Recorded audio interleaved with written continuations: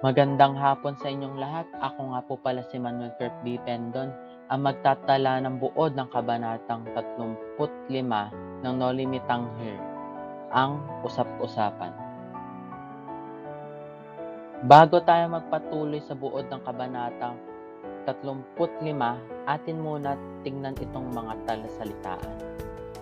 Pumanig, kumampi, makakapagtimpi, makakapagpigil, alkalde, mayor or mayor, binitawan, pinakawalan, at nalugod or nagalak.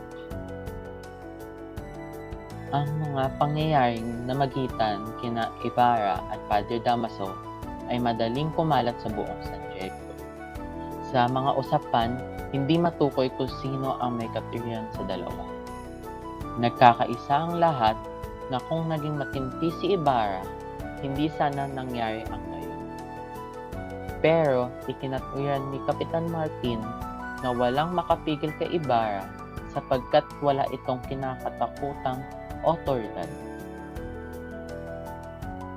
Handa ang binata na dungisan ang kamay nito sa sino mang lumapastangan sa kanyang ama. Dahil sa maagap na pagsansala ng kanyang itinanggi at minamahal na si Maria.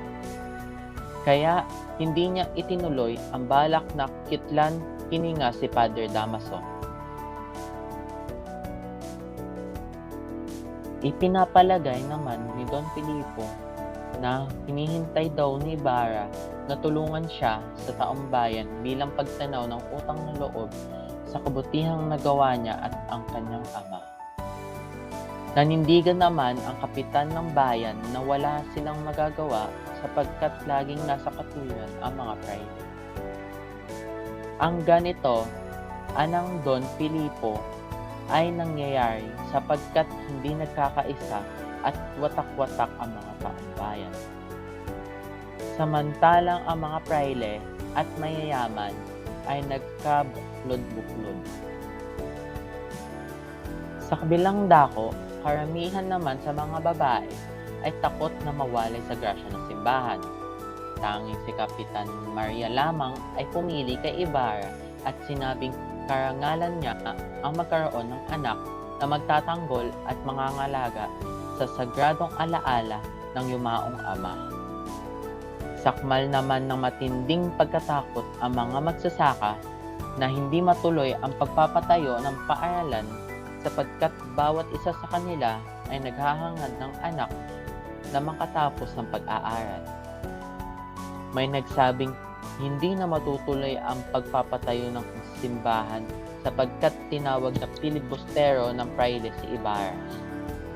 Hindi naman maintindihan ng mga magsasaka ang kahulugan ng filibustero. At doon na po nagtatapos ang buod ng kabanatang 35, ang usap-usapan. Sana kayo ay may natutunan. Maraming salamat sa pakikinig.